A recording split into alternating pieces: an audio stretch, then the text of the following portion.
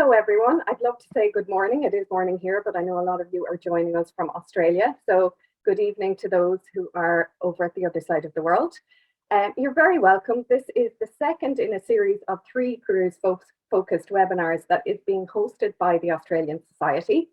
My name is Arlene Gibbs, and I'm the Regional Development Executive for the Australian Society. I support the Society to do online events, and hopefully in a world that is post-COVID, we will be doing a lot of face-to-face events that I hope to see you all involved in.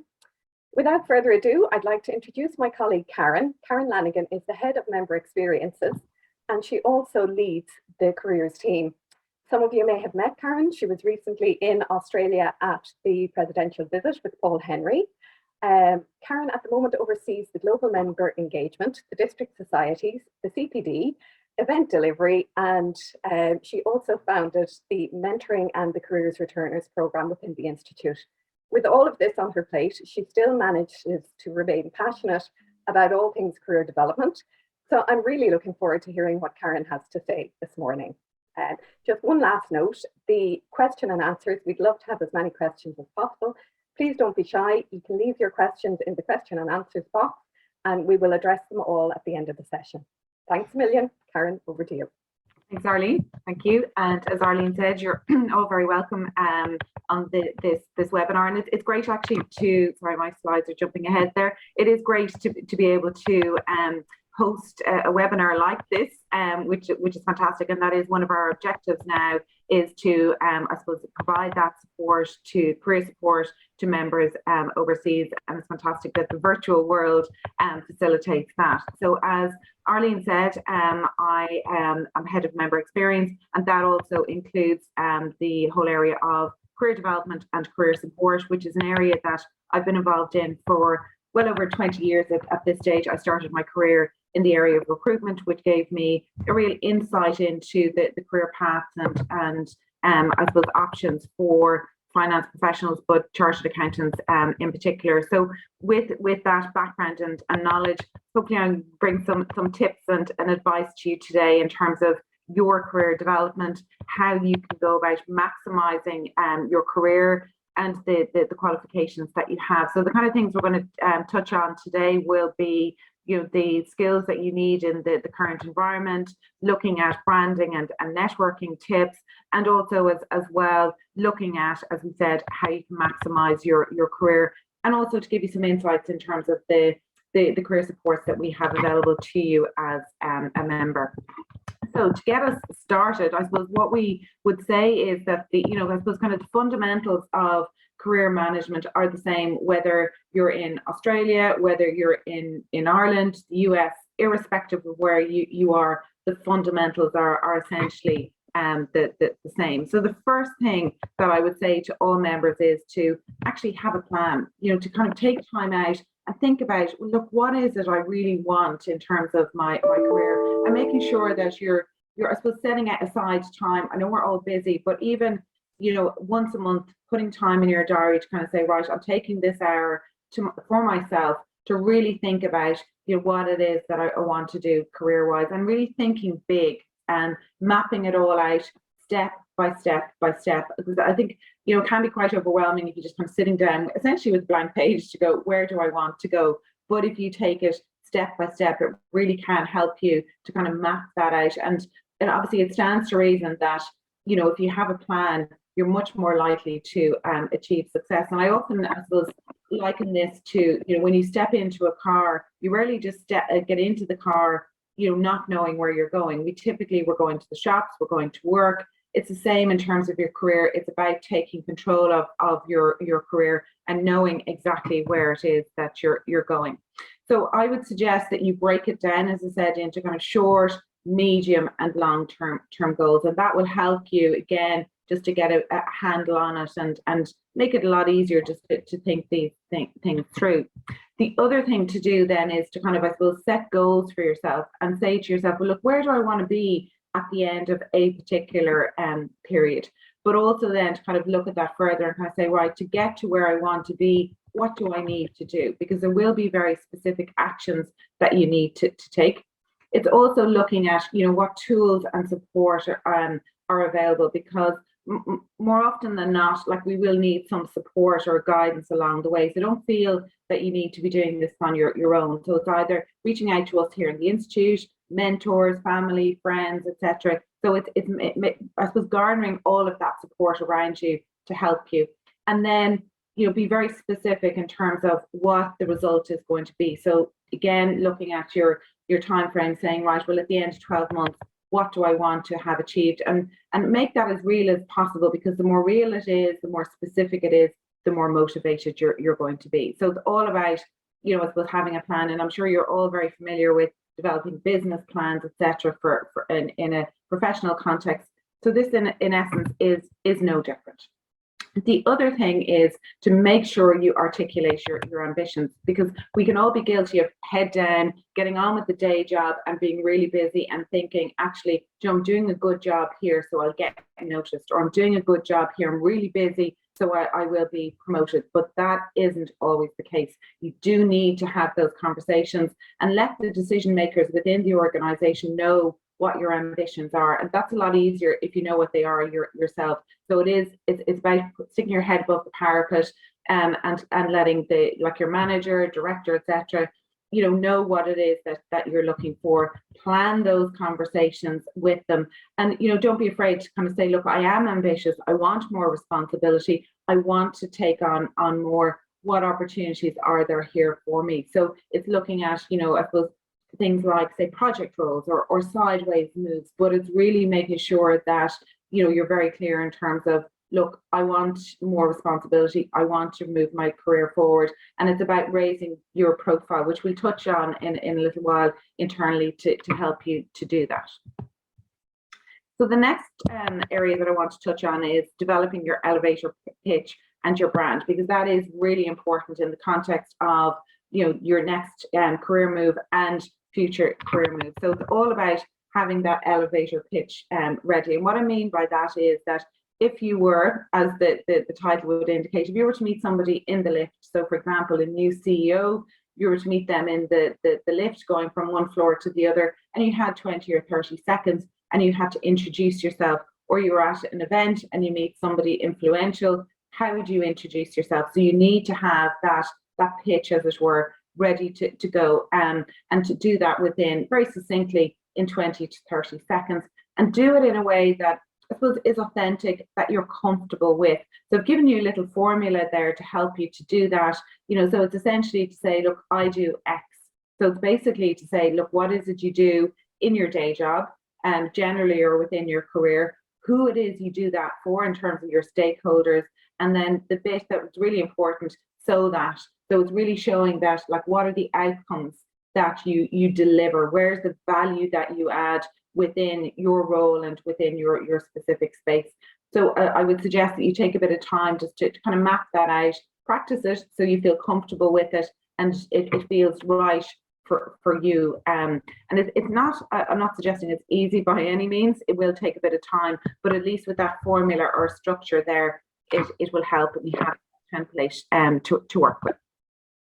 So the other piece then is around your personal brand. So what is your personal brand? Essentially, like, you need to think about, again, in line with your elevator pitch, what is your overall brand? And sometimes people say, your brand is what people say about you when you're not in the room. So if you don't take control of that and manage that very carefully, it can become something that you're not necessarily, proud of, or that isn't necessarily working in your favor. So it is something that you need to manage very carefully, and it is about, I suppose, that pitch in terms of, or that perception or that brand of, well, where do you add value? What do you bring to the business? What makes you different, relative to your peers? So it is being really careful around, what your differentiators are, and again, being very careful to kind of manage that and take the time to think that through.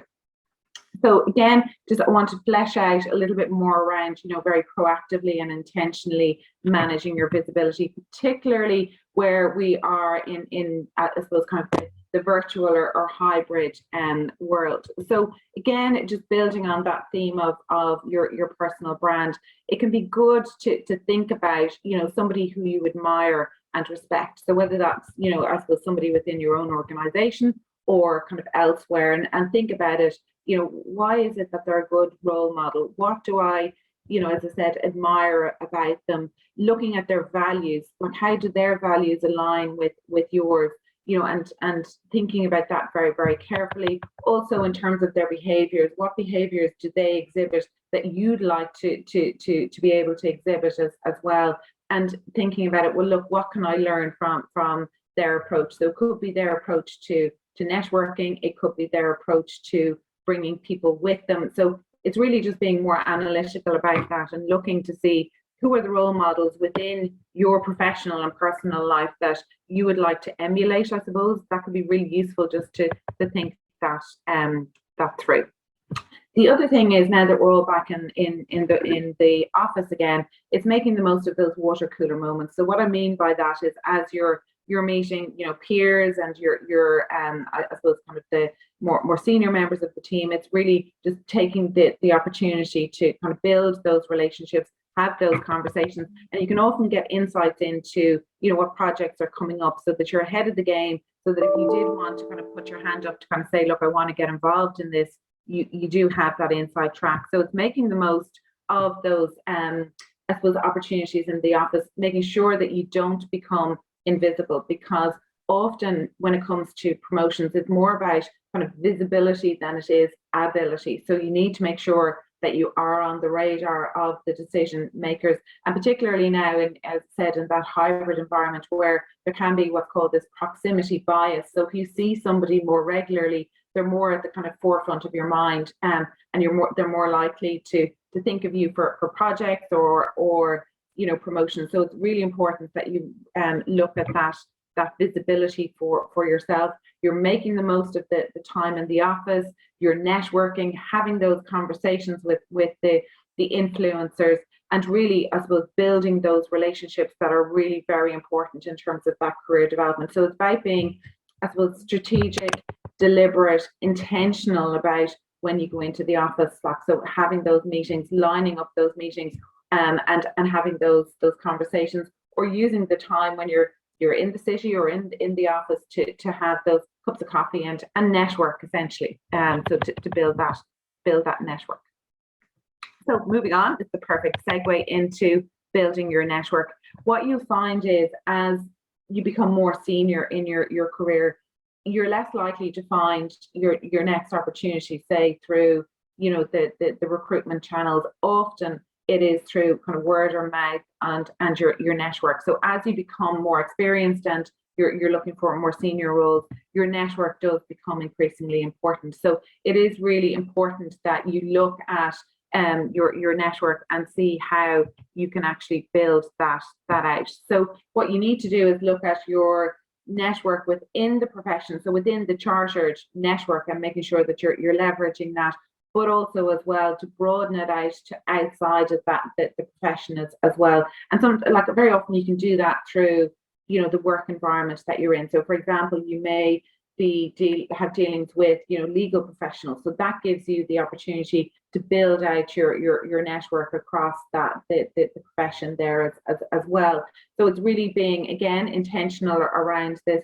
LinkedIn, which I'm sure you're all familiar with, is a fantastic tool and a way to develop both your brand, because you have that profile up there, but also it's a way of reaching out to and managing your network of contacts. So for example, if you meet somebody that you haven't met before, you've built that connection with them, what you can then do is obviously send them a message or a message, to connect through LinkedIn. So just, it's a way of building and, as I said, managing that network. And it's important that, you know, you're building it, as I said, outside of the profession. And I know from when I was in Sydney recently, there are lots of great opportunities, not just with our own Australian society, but other areas as well. So the chamber was mentioned when I was there. The Lansdowne Club is another way to kind of build out your professional network. Also as well, I get a sense that, you know, GAA and sport is big. So that can be a really good way to build your sports and social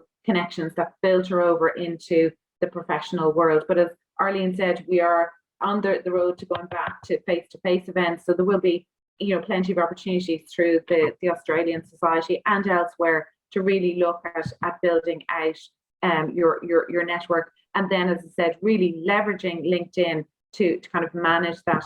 The other thing that you can consider within LinkedIn is to repost and reshare good content that others have put up there. So you might be somebody within your network, may be an expert in a particular area. They might post something, an article that they've written, or something that their report that their company has launched, and you can reshare that then with maybe a comment that you would like to add. So again, that's raising your profile, helping for you to be seen, and associated with a particular area or a particular field or a particular, I suppose, area of expertise. So that can really work as well. So don't think necessarily that you have to reinvent the wheel, or you think, gosh, what kind of content can I add?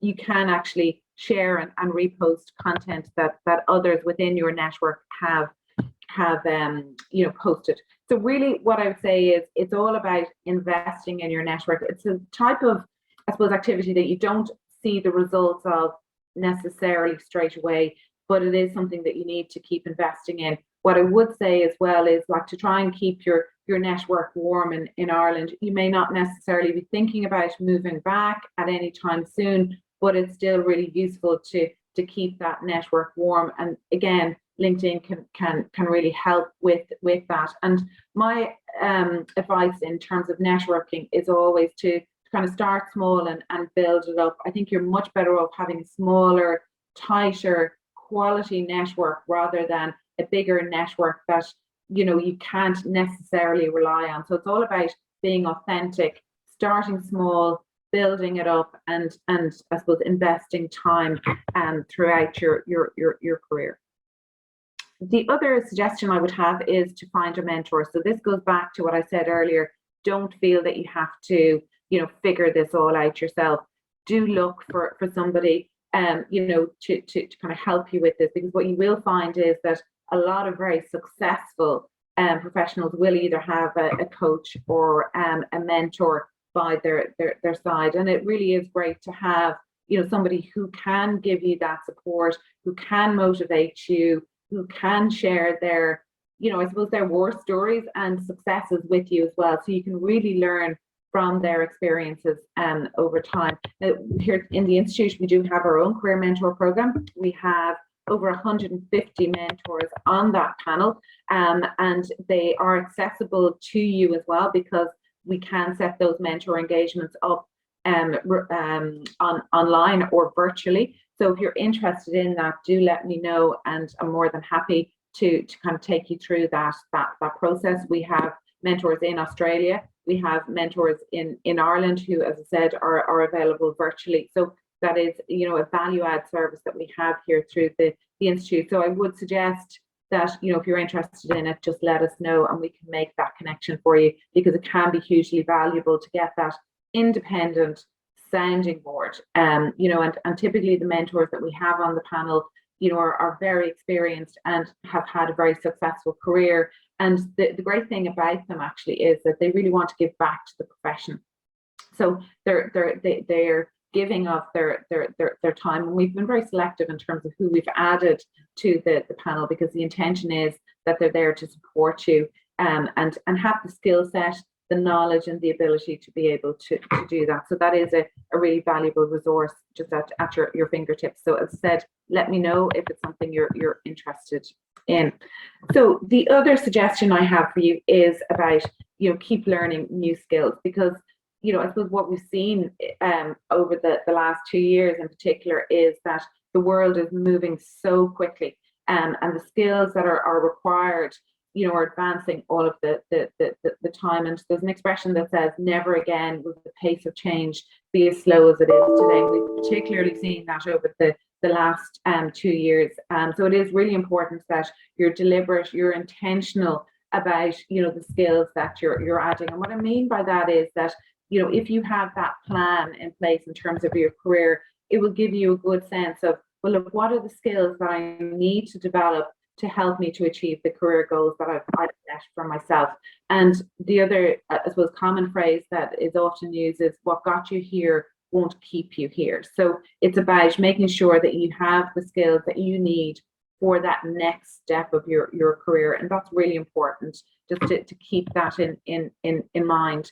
And it is also about, looking at ways in which you can diversify your skills. So you can do that without necessarily attending courses. Because often when I say this, members can think, oh, but like, does that mean I have to do a CPD course or a diploma? Absolutely not.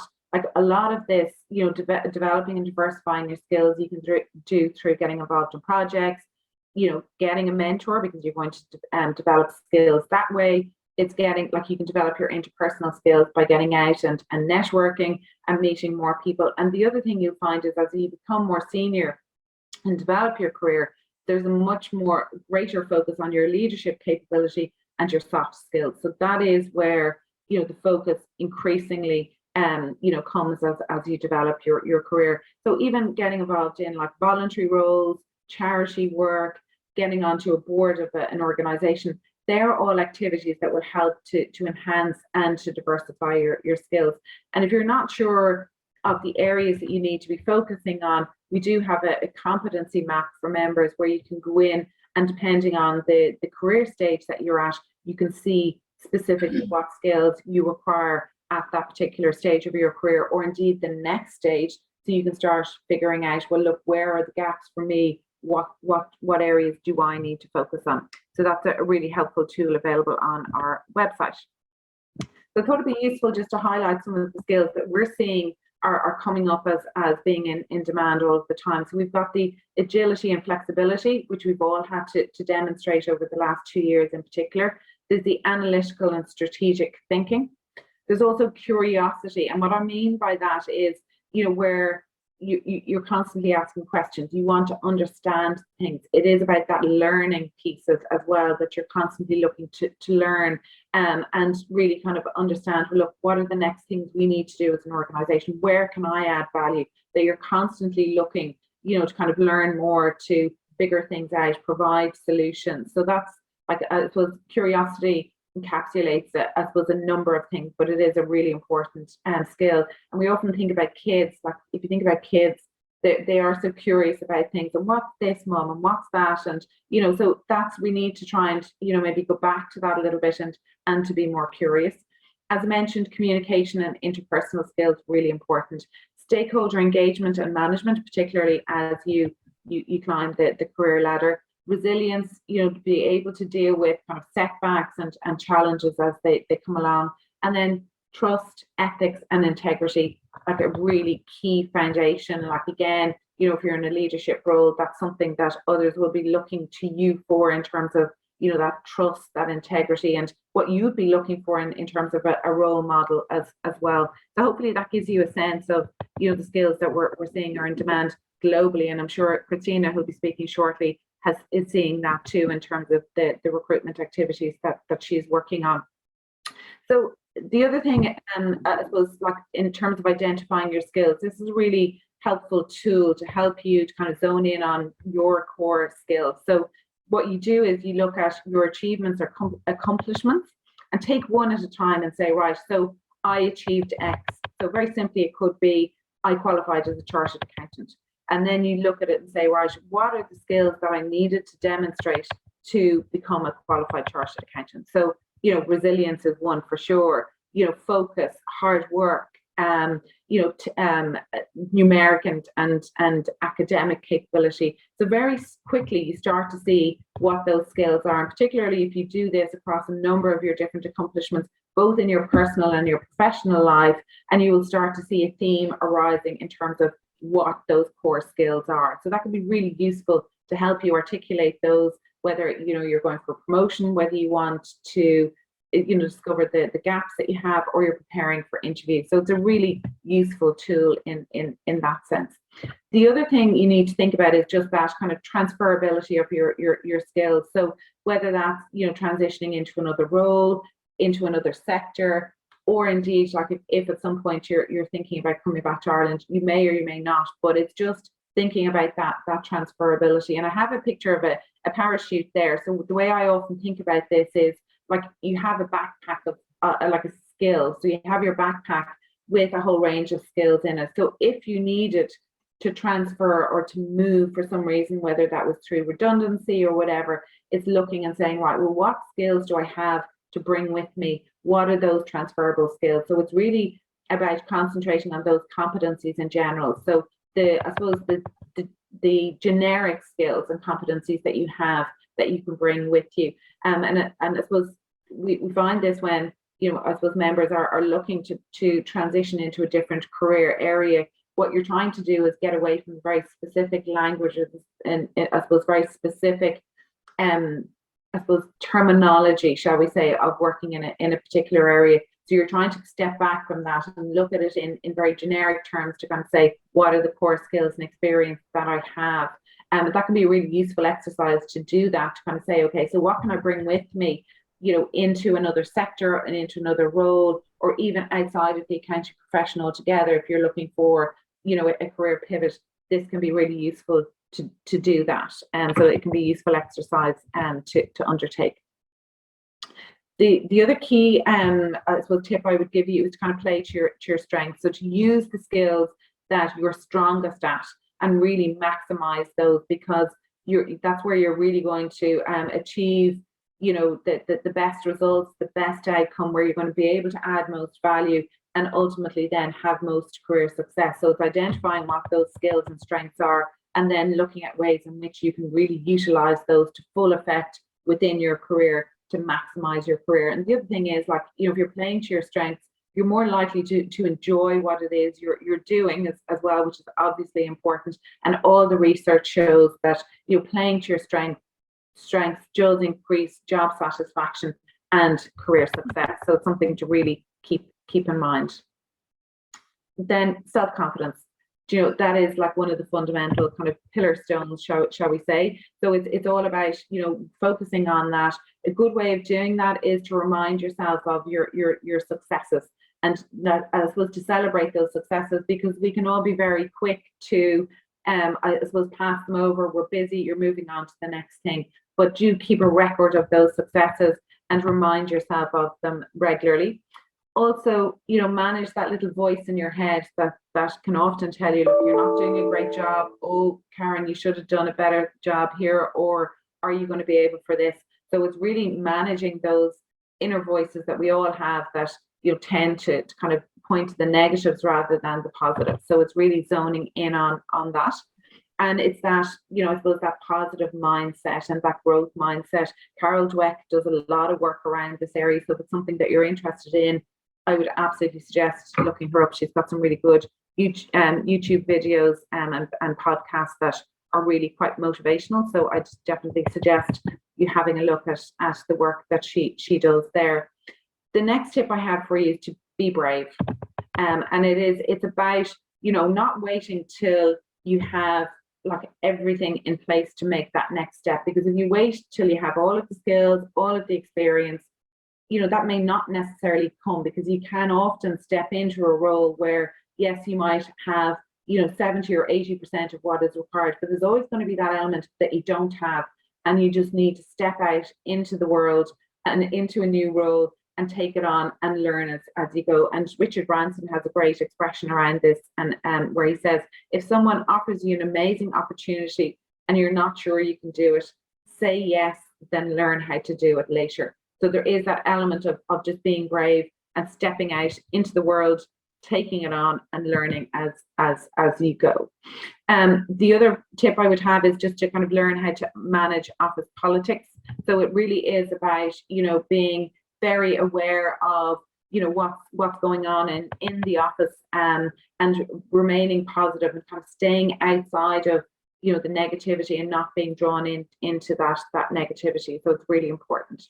Finally, then, what I would say is invest in your well-being, because what I would see is that well-being is very much the pillar stone and the foundation of your career. So if you're not looking after yourself, your health and your well-being, there's no fuel in the tank to basically, I suppose, invest in your career. So it is really important that you are taking that time out to manage your well-being, because it is, I suppose, the foundation, as I said. So it's looking at the physical, the emotional, the social, and the spiritual, and really, whatever it is for you. For some people it is, the walks in nature or the beach at the weekend. For others, it's hobbies that they might have, but it's always making sure that you're taking that time to refuel and doing whatever it is that you need that manages your well-being. And again, it comes back to intentionally including that in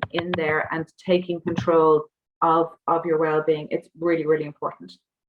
So finally, what I would say is we are here to help you and support you as your institute. And we do have a range of supports that are available, including careers advice and coaching, and that is available virtually now. Also, as well, advice in relation to CV and interview preparation. I mentioned the competency map and the career mentor program already. So they're all available, globally and virtually. And we do have a recruitment service as well. And increasingly, we're starting to see more roles coming up globally that we're supporting our members with. So if you're interested in any of those services, do simply just send us an email at careers@charteredaccountants.ie. So that's it from me. So I am delighted now to hand you over to Christina Wake.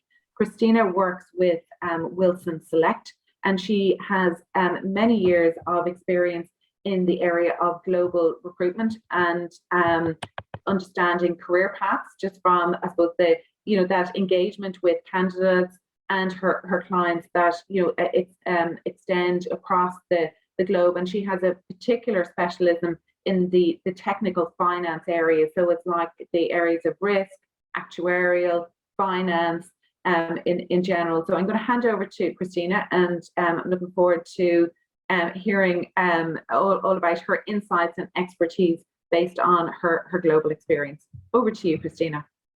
Thanks very much. Good morning or good evening, everyone. Look, the title, Irish Accountants Will Love a Sunburnt Country. It was a poem written by Dorothea McKellar, Irish lady that moved to Australia and found her passion for Australia. And look, my message to you guys today is absolutely, this is the most amazing time for European accountants to develop a career in Australia at the moment. There's obviously the biggest reason for that, the Royal Commission has been absolutely wonderful to create all these opportunities. And let me tell you a little bit more about this. So the Royal Commission has created an increased attraction for overseas accountants to make the decision to either move to Australia or stay put in Oz. Employers are extending employee visas. They're supporting them on all their applications for their permanent residency, which is fantastic news. Since the inability to move throughout COVID, and now that the borders have reopened, it has seriously encouraged a global shift in thought process around where the best talent is coming from now, and how can employers attract as well as maintain what they already have. This has led companies to become more competitive in their offering, current and future talent. So yes, I believe this is probably the best position for you to be in right now. It's so many exciting opportunities are in the market. Let me tell you a little bit more about why this is all occurring. I mean, I guess the largest impact since the Royal Commission we touched base on a little bit earlier is the technical roles. So, the cybersecurity, accountancy, data analytics, risk. They're all functions within a business that is just so necessary. It's so needed at the moment. It's an absolute priority. And let me give you an example of this. We've got huge projects that are now available in absolute abundance. And I can give you an example of where I moved one person from a Big Four bank and placed them into another. Technical role, they left a permanent role to go and work on a contract basis, which you kind of think, well, big risk, it's unheard of. But in the current market, this isn't so unheard of anymore. And the reason why, they're actually offering long-term fixed-term contracts. And because there is such a talent shortage, the salaries have increased substantially. So I'll give you a little bit of an idea of what I mean by that. He left a permanent role. He went to a 2-year fixed term contract that could be extended up to 6 years. And he actually received almost 100,000 increase in salary, which is, just to give you a perfect example of, how volatile the market is at the moment. So look, in very much interesting times, Oz stability, integrity is increasingly aspires to be as good as the UK, EU and US. And yeah, it really is. These guys have been through all this already. They've had the challenges with the regulator. So employers are, under pressure to have that competitive edge against their competitors. They are aspiring to run projects smoothly and within tough deadlines, which nearly all are being exceeded due to, underestimating the work necessary to keep goals with the regulator. They're just uncovering more and more things about what's being asked of them. So quality and speed of delivery is essential to businesses, and I hope that it lessens the impact of BAU. They're looking into how the UK manage their Basel projects, for example. And again, this is where the Irish accountants come with such a premium in the market right now. They have the experience. And that's a really big focus and such an advantage for you guys at the moment. And we'll talk a little bit more about that later as well. Yep. Okay, so the career landscape is attractive. It most certainly is. New roles are here to stay. I mentioned earlier the amount of project-based work in the market, and in all my time as a recruiter, I haven't seen budgets this big and such extensions being signed off before. We'd always have to struggle in that area, but now it's almost a done deal within a 24-hour negotiation process, which is wonderful. New perm roles have been created as new functions, strategies, and structures have been discovered. It's an industry that has a lot of change, and this means only great things for you guys. It's wonderful. I can't emphasize that enough. And the new roles, they're constantly evolving due to a bit of the unknown and what they may uncover, plus what the regulator is demanding. We're finding the departments as well as roles are constantly evolving. The knock-on effect is here that makes your roles move out of the traditional into the more non-traditional style, and it's creating so much more opportunity to upskill, which is something Karen touched on earlier, and that's absolutely correct. The opportunity to upskill is wonderful, and it's definitely worth you guys paying a lot of attention to the opportunity of new roles that are popping up within businesses. The roles lift the quality expectations for more traditional roles. Yeah, absolutely does. The Royal Commission is high profile, and it's high profile, which means your roles have now become high profile because there is such a demand to kick goals. New businesses are responding to what the regulator need, and how well are they doing it? There's some interesting question marks around that. It's trial and error, I think, for a lot of it. So hence the evolution of positions coming up quite often. So Oz actually prefers career-minded accountants.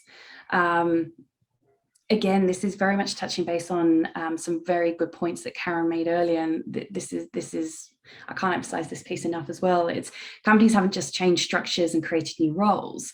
They've changed the culture, and this is excellent news. Why? Because companies have realized that this change isn't temporary. It's a forever change, and constant progression in culture is necessary. And it was a big part of the Royal Commission piece as well. So this is a big emphasis.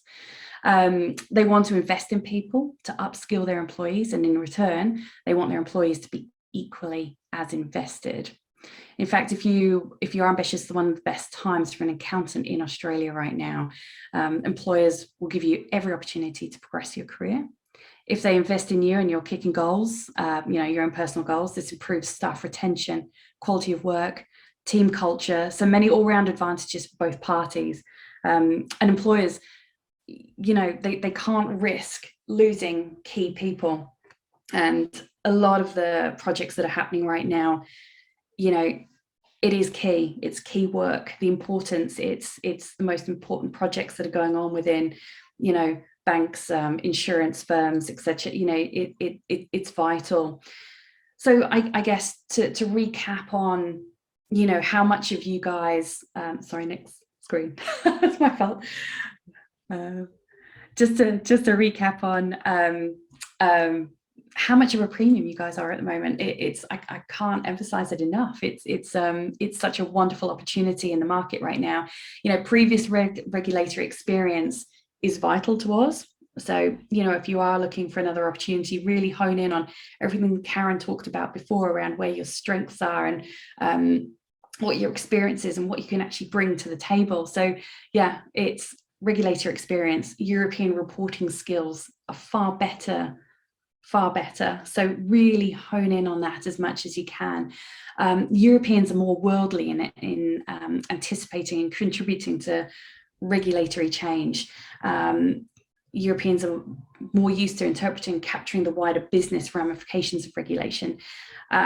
You guys have been there, you've done it. Going back to Basel projects, you've got a lot of that experience, and what I'm finding is that companies are coming to me saying, Christina, we really need people that can think outside the box, people who are able to communicate at quite a strong level, and they're excited to find people that can genuinely bring something to the table with more ideas, more different ways of doing things, solution solving, different ways to do your reporting. An example, auditing right now, it is absolutely insane how many roles and how many businesses are, sorry, hopefully that was off in a sec, how many businesses are actually focusing on auditing positions at the moment because there's such a huge need. And this isn't just the big four. We're looking at the consultancies, mid, lower tier. Everybody is out there looking for accountancy expertise. So going back to everything that Karen mentioned in her presentation, think about what your strengths are and how you can present, and get out there in the market and look at what other opportunities there currently are, because if you're looking to do something different, there really are some fantastic sort of non-traditional style roles that are really starting to focus around the data analytics piece, and companies are so much encouraging you to look at things differently. It makes everything more interesting, and change is wonderful. Really seriously consider about your career pathways, because this is the time now to really start considering and having those conversations and following on everything that Karen has advised. I think it's a wonderful opportunity. And of course, speak to your recruiter. I can tell you now, I've never been so busy. We are inundated with work at the moment, and diversity in role is great. It's having conversations with all you guys, and it's exciting times, and to add something different to your portfolio is a wonderful opportunity. Thank you. So we just hand over back to Karen Lanigan. Karen, I think you're going to address some questions, and if there's anyone who wants to ask more questions, please use the Q&A box. Absolutely, thank you. So the first one we have relates to the Australian Society and our Sydney District Society. So just to kind of clarify, we are actually in the process of building out that structure at the moment. As some of you may be aware, we have invested very heavily in terms of additional resources to support our overseas members in recent years, and that includes Australia. And because of the success of the Sydney, Perth and Melbourne societies over the years, we are now putting in place a new structure, which will mean that there'll be an overarching Australian society, and then we'll have chapters within that. So we'll have Sydney, Melbourne, Perth, and we're just about to set up a new chapter then for Brisbane as well. And if there are other suggestions from members in terms of other locations that we need to look at, we're more than happy to do that. Arlene mentioned that she is the support for the Australian Society. So again, that is a recognition of the support that we as the Institute want to provide to our district societies and to members. So that is something that we're continuing with. And Arlene then works very closely with myself and Gillian Duffy, who is our global members manager. So hopefully that gives some clarity around that. The other question then relates to membership of the institution in Australia and New Zealand. And under our mutual recognition agreements, you can have dual membership of the institute in Ireland and also the institute in Australia and New Zealand.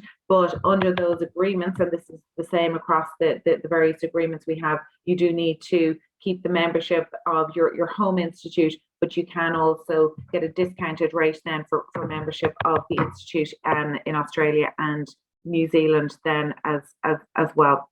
So the other question then is for yourself, Christine. It was just in terms of, you know, I suppose what you were saying there in terms of new roles are here to stay and the requirement to kind of evolve. And I suppose what just kind of get a little bit of clarity around that in terms of, you know, I suppose that piece around, you know, needing to stay up to date, and new roles are here to stay. But I think really what you were saying was that, look, you need to just stay on top of things, and a bit like what I was saying there about skills evolving.